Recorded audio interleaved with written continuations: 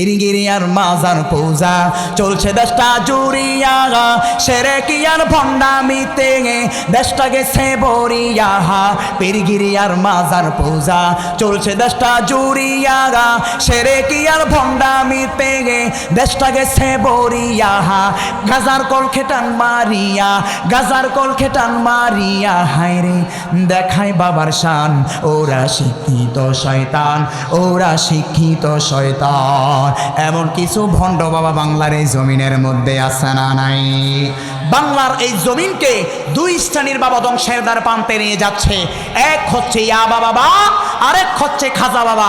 এই ইয়াবার কারণে আজকে আমার আপনার কলিজার টুকরা যুব সমাজ ধ্বংসের দ্বার প্রান্তে। আরেক হচ্ছে খাজা বাবা। এই খাজা বাবাগুলোর দরবারে গেলে দেখবেন এমন এমন কার্যকলাপ। আল্লাহ বলছেন বান্দা হাত্তা ইয়াতিয়াকাল ইয়াকিন, মৃত্যু পর্যন্ত তোমরা আমার গোলামি করো, আমার কাছে সাজদায় মাথা অবনত করো। কিন্তু এমন এমন ভণ্ডের দরবার বাংলার এই জমিনের মধ্যে আছে, যেখানে গিয়ে দেখবেন বাবার দরবারে সাজদা করছে। এমন সাজদা দেওয়ার মালিক একজন, বলুন তো তিনি কে? জীবন নামের নাহু বাসাইলাম খাজা তরে নামে গে গে গে গে হে, আহারে লইয়া যাওরে বহুদিনার পানে। না আসানা নাই, কিন্তু এই গানগুলো তো ওদের শুনতে ভালোই লাগে, শরীরের মধ্যে তালা সানা নাই। কিন্তু এই গানের মধ্যে এমন এমন কথা রয়েছে, যেই শিল্পী এই কথাগুলো বলবে, যেই মুসলমান এই কথাগুলো বলবে, সঙ্গে সঙ্গে তার ইমান চলে যাবে। বলে ইমানটা চলে যাবে কেমন করে, একটু কি বিশ্লেষণ করবো আমি আপনাদের মাঝে। প্রিয় ভাইয়েরা আমার, জীবন নামের নাও বাসাইলাম খাজা তোর নামে একজন মুসলমানের জীবন শুরু হয়েছে ভূমিষ্ঠ হওয়ার পর থেকে। আর এই জীবন নামের নাওটা ক্ষান্ত হবে যেদিন এই 3.5 হাত দেহ থেকে মালাকুল মাউত আমার রূহটাকে কবজ করে নিয়ে যাবে। সেদিন এই জীবন নামের নাওটা যিনি, যার কাছে উড়াল মেরে চলে যাবে, বলুন তো একজন তিনি কে? এখন যদি আমি বলি জীবন নামের নাও বাসাইলাম খাজা তোর নামে, তাহলে আমি কি খাজার নামে বাসাইলাম না আল্লাহর নামে বাসাইলাম? অথচ একজন মুসলমান কি খাজার নামে বাসাইবে না আল্লাহর নামে বাসাইবে? এই গান যদি কোনো মানুষ বলে এবং কোনো মানুষ বিশ্বাস করে, তাহলে কি তার ইমান থাকবে?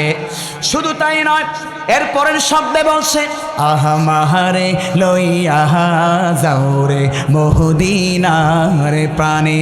নাউজুবিল্লাহ পড়েন বিয়া। এই যে দোতলার জমিনের মধ্যে আমি তাফসীর পেশ করছি, এই জমিন থেকে আমাকে আপনাকে যিনি ওই কামলিওয়ালা মদিনাওয়ালার মধ্যে নিয়ে যেতে পারেন, বলুন তো তিনি কে? এখন এই গুণটা যদি আমি বাবার নামে সাব্যস্ত করি, তাহলে আমার ইমান আছে না গেছে? কিন্তু আমাদের মুসলমানদের মধ্যে এমন অনেক মুসলমান আছে বলে হুজুর এগুলো যখন গান তখন তো মনটাই ভালোই লাগে, শরীরের মধ্যে একটা জোশ আছে। এমন সরল মনা মুসলমান আছে না নাই? এক বাবা নষ্ট করছে যুব সমাজকে, আরেক বাবা নষ্ট করছে আমার আপনার সরল মনা মুসলমানদের ইমানকে। এজন্য আমি প্রায় জায়গায় একটা কথা বলি, যদি এই দুই বাবা থেকে বর্তমান এই বাংলাদেশের মানচিত্রকে রক্ষা করা যায়, আগামীর বাংলাদেশ হবে সমৃদ্ধিময় ইসলামের বাংলাদেশ। কথা বলেন ঠিক না রে ঠিক? প্রিয় ভাইয়েরা, আলোচনা করছিলাম, আল্লাহ পাক রব্বুল আমিন বললেন ইউসলিহ লাকুম আমালাকুম, তোমাদের আমলগুলোকে রব্বুল আমিন সংশোধন করে দিবেন। নাম্বার 2 ওয়ায়াগফির লাকুম যুনুবাকুম, তোমাদের গুনাহগুলোকে ক্ষমা করে দিবেন। তার মানে আমাদের কর্মসূচি নাম্বার 1, ভয় করব কাকে?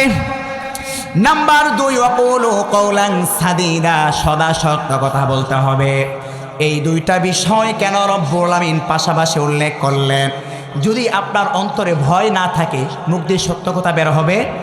যেই হুজুরের অন্তরে আল্লাহর ভয় না থাকবে, ওই হুজুরের মুখ দিয়ে কখনো সত্য কথা বের হবে? ও দেখবেন কোরআন হাদিস শিখছে ঠিক, সারা জীবন মানুষের গোলামি করবে, সারা জীবন তাগুতি শক্তির গোলামি করবে। ওই আলেমের মুখ দিয়ে কখনো সদা সর্বদা সত্য কথা বের হবে না। কথা বলেন ঠিক না বে ঠিক? তার মানে সত্য কথা বলার এখনই প্রয়োজন যেই বান্দার অন্তরে তাকওয়া থাকবে। এজন্য আল্লাহ পাক রব্বুল আমিন প্রথমেই বললেন তোমরা তাকওয়া অবলম্বন করো।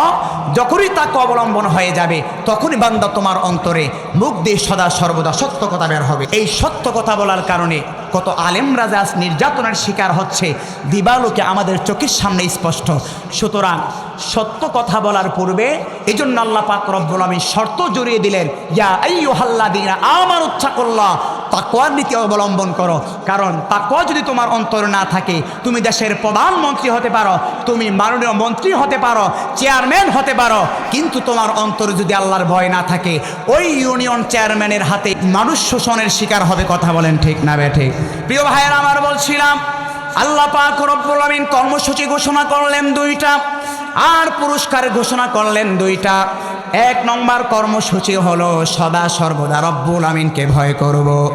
নাম্বার 2 ওয়াকুলু কওলান সাদীদা, সদা সর্বদা সত্য কথা বলবো। আল্লাহ বললেন, বান্দা যদি তোমরা এই 2টা জিনিসকে ফলো করতে পারো, ইউসলিহু লাকুম আমালাকুম, আমার আপনার আমলটাকে যিনি পরিশুদ্ধ করে দিবেন, বলুন তো তিনি কে? পরিশুদ্ধের অর্থ হচ্ছে আমালাকুম আই মুওয়াফিকুকুম, অর্থাৎ আমার আপনার আমলটাকে পরিশুদ্ধ করার তৌফিক আল্লাহ দিবেন। অর্থাৎ কিভাবে আমরা আমাদের আমলকে সংশোধন করতে পারি, এই পথ আল্লাহ তাআলা অটোমেটিক আমার আপনার মাথায় যিনি দিয়ে দিবেন, বলুন তো তিনি কে? প্রিয় ভাইয়েরা আমার, ওয়া মান ইউতিইল্লাহা ওয়া রাসূলাহু ফাকাদ ফাযা ফাওজান আযীমা। আর রব্বুল আমিন বললেন, যারা আল্লাহ এবং তার রাসূলকে অনুকরণ করবে, ফাকাদ ফাযা ফাওজান আযীমা, তাদের জন্য চির সফলতার ঘোষণা যিনি দিলেন, বলুন তো তিনি কে? তার মানে লাস্ট ও ফাইনালি আমাদের সফলতার মানদণ্ড হচ্ছে আল্লাহ এবং তার রাসূলকে কি করতে হবে? অনুসরণ করতে হবে। প্রিয় ভাইয়েরা আমার প্রিয় বন্ধুবরকারী জুনাইদ আল হাবিব ইতিমধ্যে স্টেজে উপস্থিত হয়েছেন। আমরা সকলে পড়ি আলহামদুলিল্লাহ। গোটা বাংলাদেশে যিনি অত্যন্ত সুমধুর কণ্ঠে তথ্যভিত্তিক তাফসীর করে যাচ্ছেন, আজকের মাহফিলে আমার প্রিয় বন্ধুবর কারি জুনাইদ আল হাবিব, আমাদের অত্র কুমিল্লারই গর্ব। অতি অল্প সময়ে তাফসীরের ময়দানে যার সুনাম সুখ্যাতি ছড়িয়ে পড়েছে, এই জন্য প্রিয় ভাই সব, যেই কথাটা আমি বলছিলাম, আপনি যাই কিছু করেন না কেন, যদি আপনার অন্তরে তাকওয়া না থাকে, আল্লাহ কিন্তু কবুল করবে না। যোগ্যতা চেষ্টা করে অর্জন করা যায়, কিন্তু কবুলিয়ত এটা আল্লাহ পাক রব্বুল আমিনের পক্ষ থেকেই হয়। এত অল্প সময়ে আল্লাহ তাআলা তাকে কবুল করেছেন, এটা কোনো যোগ্যতার বলে নয়। যিনি কবুল করেছেন, বলুন তো তিনি কে? অনেক মানুষ এমন রয়েছে আমাদের মধ্যে যে এত পরিমাণ হিংসা, ওকে দেখতে পারে না, ও ওরে দেখতে পারে না, কিন্তু দেখবেন ওই হুজুরে আবার যখন কোনো আলেম মৃত্যুবরণ করে, তখন মুখে মুখে বলে, আরে লোকটা কত ভালো ছিল। এমন মুসলমান সমাজের মধ্যে আছে না নাই? মরে গেলে ভালোবাসা বেড়ে যায়, আর বেঁচে থাকতে আমরা ঘৃণা করি। অমুকে এটা ভালো না, তমুকের সেটা ভালো না, কিন্তু ওই লোকটা যখন মৃত্যুবরণ করে বলে, আহারে এই লোকটা অনেক ভালো ছিল, মাশাআল্লাহ, এই লোকটার কণ্ঠের তাফসীর শুনে মানুষের মন বিগলিত হয়ে যেত। কিন্তু সেই লোকটাই যখন জীবিত থাকে, ওই লোকটার কদর সম্মান আমরা করতে চাই না।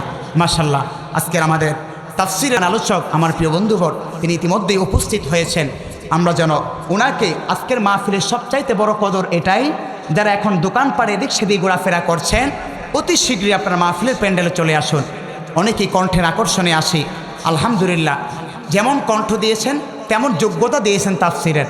আল্লাহ তাআলা যারা এখনও বাহিরে আছে, অতি দ্রুত যেন আমরা সকলে প্যান্ডেলে চলে আসতে পারি, সেই তৌফিক দান করুন। আমরা সকলে পড়ছি আমিন।